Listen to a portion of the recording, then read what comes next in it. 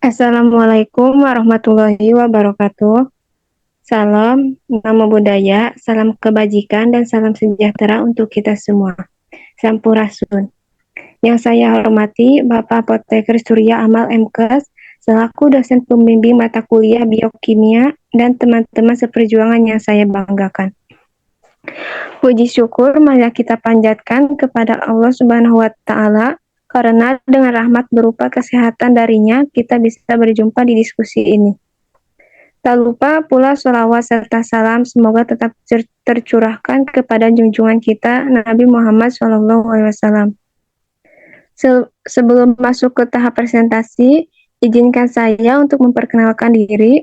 Saya Nida Amelia, perwakilan kelompok D13, selaku moderator dalam presentasi mata kuliah biokimia pada hari ini, yang akan membimbing jalannya diskusi ini. Adapun anggota kelompok saya yaitu Aulia Nursipa. Saya senang sekali bisa hadir untuk mempersembahkan presentasi kelompok kami dengan judul Bioenergetika. Terlebih lagi, kami berterima kasih atas kesempatan yang diberikan kepada kami untuk berbagi pengetahuan tentang topik yang sangat menarik ini. Untuk mempersingkat waktu, langsung saja kita mulai sesi pertama, yakni pembukaan. Marilah kita ucapkan basmalah bersama-sama. Bismillahirrahmanirrahim. Selanjutnya adalah penyampaian materi. Saya persilahkan untuk Aulia membacakan materi yang pertama. Baik, terima kasih kepada moderator. Di sini saya akan menjelaskan tentang pengertian dan prinsip bioenergetika. Yang pertama, pengertian bioenergetika. Bioenergetika adalah bagian dari ilmu biokimia yang berhubungan dengan transformasi dan penggunaan energi oleh sel hidup. Karena itu, bioenergetika merupakan bidang ilmu yang menjadi dasar bagi berbagai mata pelajaran yang terkait dengan sistem kehidupan.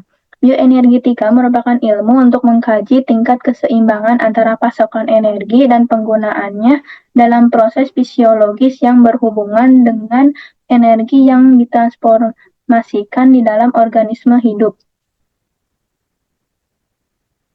Bioenergetika ini dibagi menjadi 5, yaitu hukum termodinamika, hukum termodinamika 2, terus peran ATP, metabolisme, dan satu lagi ini biokimia. Untuk penjelasan bioenergetika, macam-macamnya, yaitu yang pertama hukum termodinamika 1, energi tidak dapat diciptakan atau dimusnahkan, melainkan hanya bisa diubah bentuknya saja. Terus yang kedua, hukum termodinamika 2, yaitu kalor mengalir secara alami dari berbagai panas ke benda yang dingin. Kalor tidak akan mengalir secara spontan dari benda dingin ke benda yang panas tanpa dilakukan usaha. Terus yang ketiga ada metabolisme. Metabolisme itu adalah total reaksi kimia yang dilakukan oleh organisme. Metabolisme itu dibagi menjadi 2 lagi, yaitu katabolisme dan anabolisme. Yang keempat yaitu energi dalam biokimia. Organisme fotosintesis menyerap energi matahari untuk menghasilkan glukosa dan senyawa organik. Jasad heterotrop menggunakan energi ini untuk membentuk struktur biomolekul dan senyawa kimia berenergi tinggi, dan senyawa yang tak terpakai diubah menjadi energi panas yang dilepaskan ke lingkungan.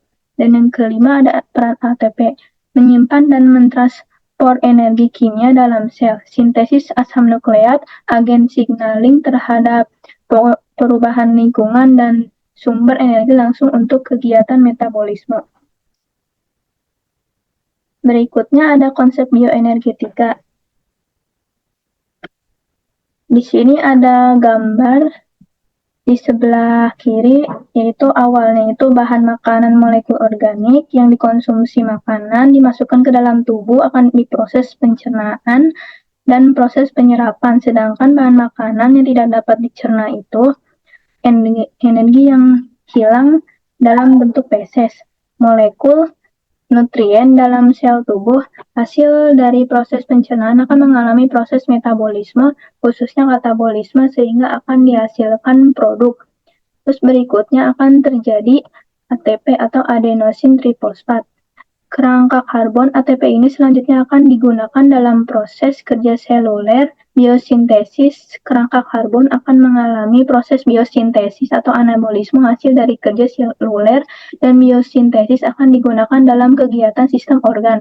Proses biosintesis dan kegiatan memiliki hasil samping berupa bioenergetika panas, sama halnya sistem organ dalam konsep pencernaannya.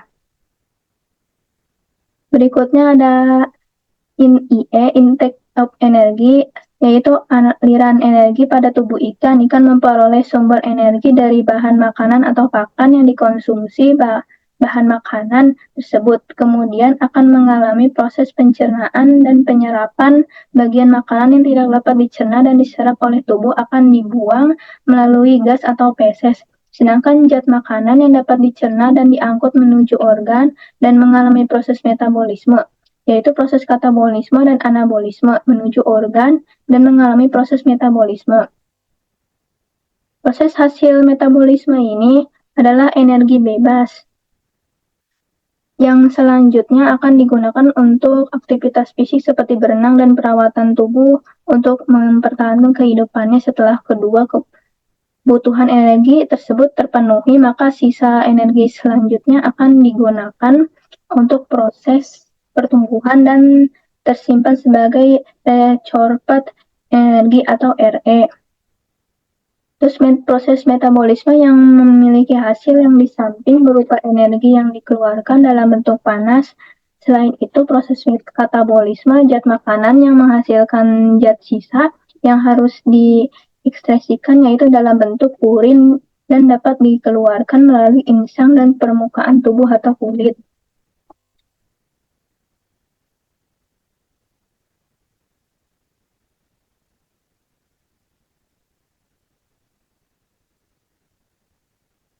Berikutnya itu ada sejarah bioenergetika.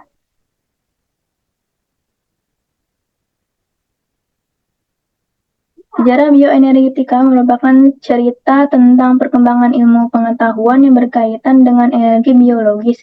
Topik ini menggali akar dari perjalanan manusia dalam memahami bagaimana energi digunakan dan diproses dalam organisme hidup. Bioenergetika telah menjadi landasan penting dalam biokimia dan biologi sejak awal abad ke-20. Sejarahnya mencangkup eksperimen-eksperimen penting yang dilakukan oleh ilmuwan terkemuka seperti Albert Leininger, Hencroft, dan lainnya, yang memainkan peran kunci dalam menguraikan jalur metabolisme energi.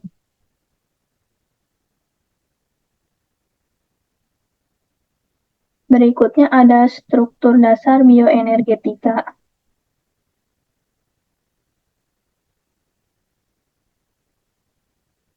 Nah, di sini tuh ada gambar yang ke-1, yaitu transformasi oleh energi klorofil.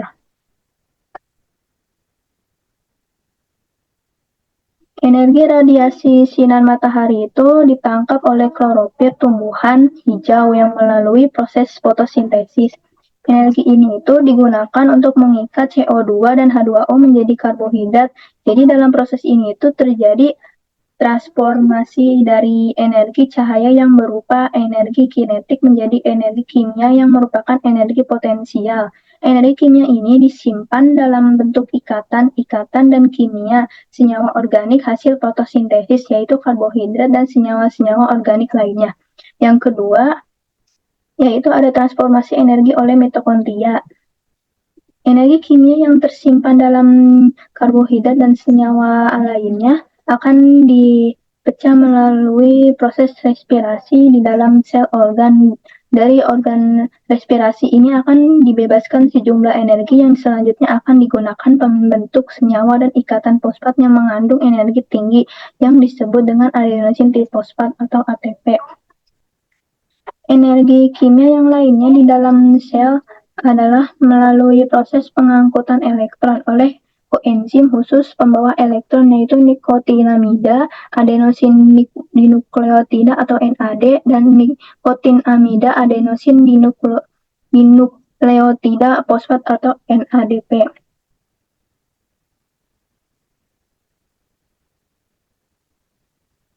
Terus yang ketiga itu ada transformasi energi oleh sel. Energi yang terdapat di dalam ikatan fosfat atau ATP akan keluar saat digunakan oleh sel untuk berbagai aktivitas kehidupan. Jika sel melakukan kegiatan, maka energi kimiawi dari ikatan fosfat akan terlepas dan berubah menjadi energi bentuk lain seperti energi mekanik untuk kerja kontraksi otot, energi listrik untuk meneruskan impuls saraf, energi kerja kontraksi otot, energi listrik yang meneruskan impuls saraf, energi sintesis untuk membangun senyawa, pertumbuhan, serta sisanya akan mengalir ke sekeliling sel dan dalam sebagai energi panas.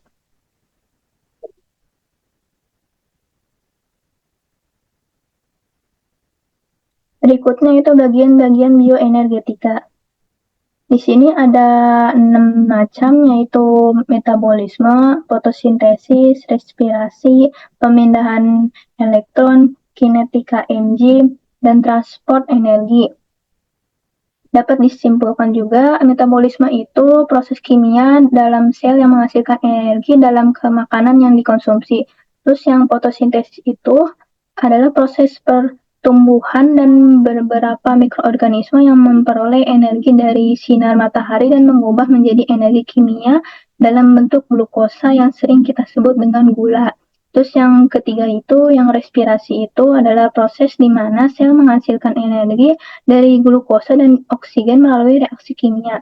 Dan yang keempat itu, pemindahan elektron itu adalah proses di mana elektron dipindahkan dari satu molekul ke molekul yang lain yang selama direspirasi dan di fotosintesis. Yang kelima itu, kinetika enzim itu adalah mempercepat reaksi kimia dalam sel. Dan yang terakhir, transport energi itu adalah proses di mana energi disimpan dan dipindahkan dalam sel.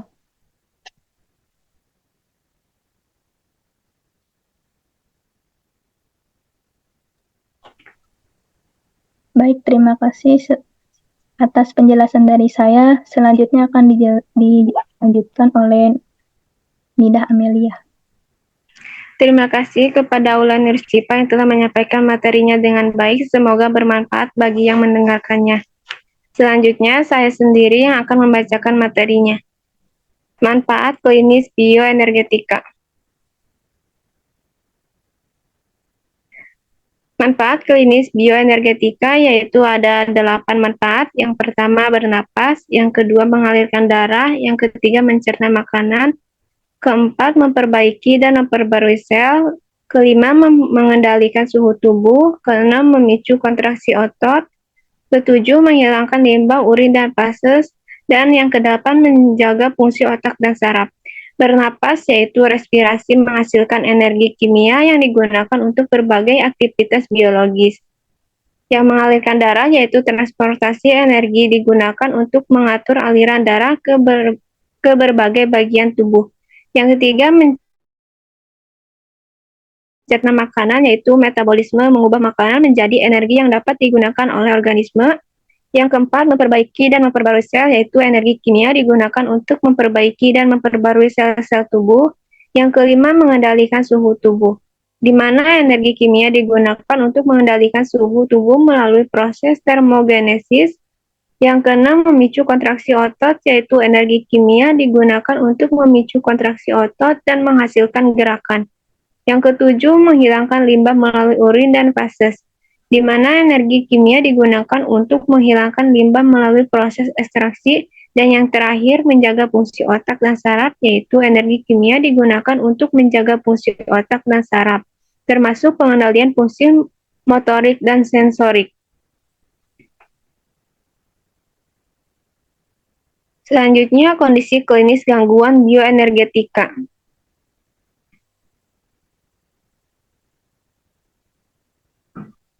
Kondisi klinis gangguan yang berkaitan dengan bioenergetika yaitu kehilangan massa otot skeletal pada VPOK atau penyakit paru obstruktif kronis dan penurunan berat badan, kekurangan energi yang mengakibatkan kondisi malnutrisi. Marasmus yaitu berat badan kurang dari 60% berat badan sesuai dengan usianya. Suhu tubuh bisa rendah karena lapisan penahan panas hilang, dinding perut, hipotonus, dan kulitnya melonggar hingga hanya tampak bagai tulang terbungkus kulit. Tulang rusak atau tulang rusak terlihat menonjol.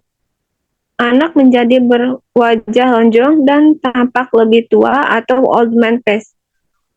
Otot-otot melemah, atrofi, bentuk kulit berkeriput bersamaan dengan hilangnya lemak subkutan. Perut cekung sering disertai diare kronis atau terus-menerus atau susah buang air kecil.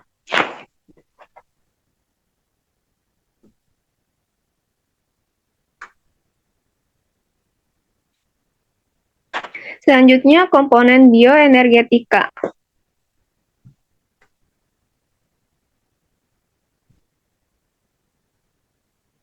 Komponen bioenergetika yaitu komponen utama dari bioenergetika adalah dari satu bentuk ke bentuk energi yang lain.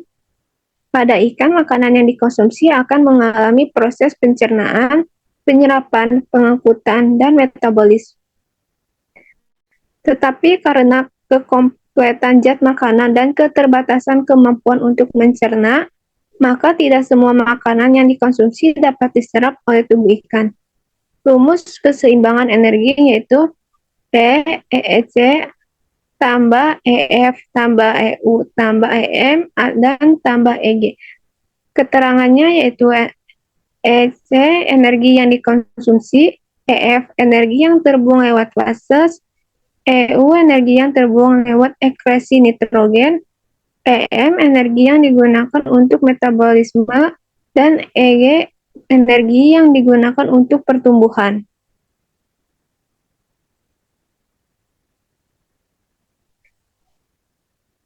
Komponen bioenergetika secara umum terbagi menjadi 5, yaitu energi yang dikonsumsi, energi yang terbuang lewat fase, energi yang terbuang lewat ekskresi nitrogen, energi untuk pertumbuhan, dan energi yang digunakan untuk metabolisme.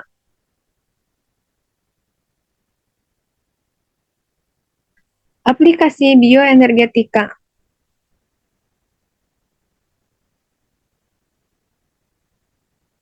Aplikasi yaitu pada prinsip bioenergetika, beberapa manipulasi dapat dilakukan untuk memaksimalkan pertumbuhan. Seperti yang telah dijelaskan, pertumbuhan dapat dirumuskan sebagai berikut, yaitu G sama dengan I min F tambah U tambah R.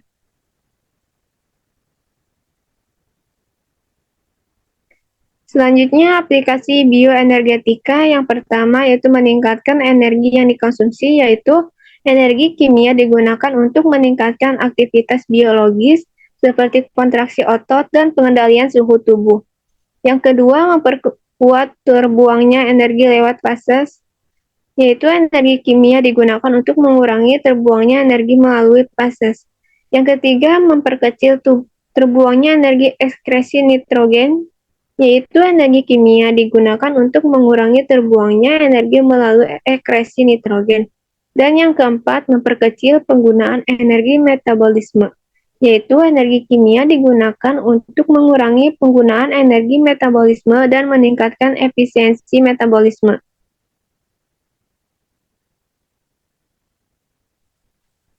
Analisis kualitatif bioenergetika. Analisis kualitatif bioenergetika terbagi menjadi 5. Yang pertama, energi dapat disimpan dalam berbagai bentuk di dalam sel-sel organisme, seperti dalam bentuk glukosa, lipid, dan protein.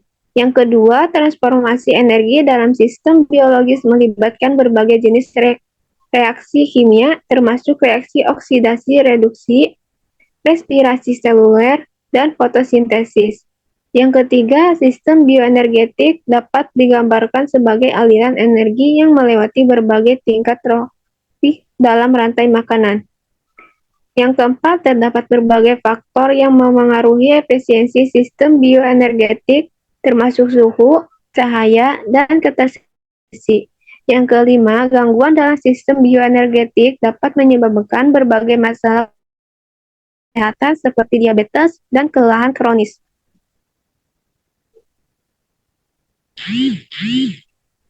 Selanjutnya, analisis kualitatif bioenergetika, yaitu studi kualitatif transduksi energi atau perubahan satu bentuk energi ke bentuk lain yang berlangsung pada sel makhluk hidup serta sifat dan fungsi proses kimia yang mendasari transduksi.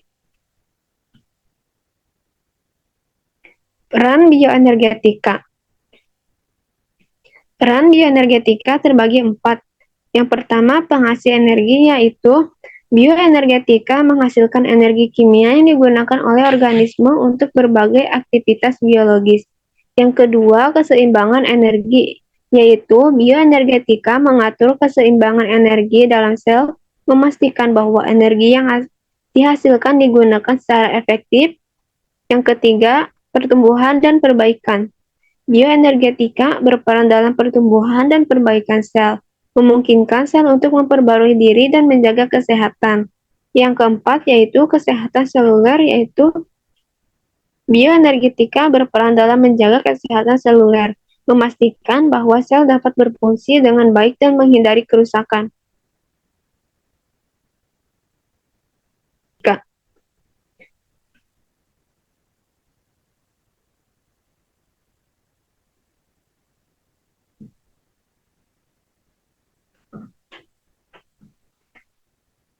Dalam diskusi tadi telah disampaikan, saya akan membacakan kesimpulannya, yaitu bioenergetika adalah cabang ilmu biokimia yang meneliti transformasi dan penggunaan energi oleh sel hidup. Terdiri dari prinsip dasar seperti hukum termodinamika, metabolisme, dan peran ATP. Sejarahnya melibatkan tokoh-tokoh seperti Albert Leininger dan Hans Krebs. Bioenergetika mencakup struktur dan bagian penting, seperti transformasi energi oleh klorofil, mitokondria, dan sel. Manfaat klinisnya mencakup berbagai aspek vital seperti bernapas, mengalirkan darah, dan menjaga fungsi otak.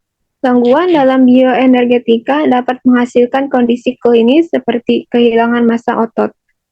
Komponen utama termasuk transformasi energi, dan analisis kualitatif dan kuantitatif memperdalam pemahaman tentang sistem bioenergetik. Aplikasi bioenergetika dapat diterapkan untuk meningkatkan pertumbuhan dengan manipulasi faktor-faktor seperti konsumsi energi dan ekskresi.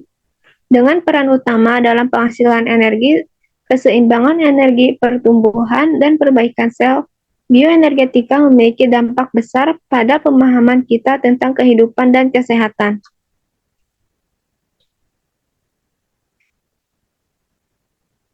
Sekian presentasi dari kelompok kami.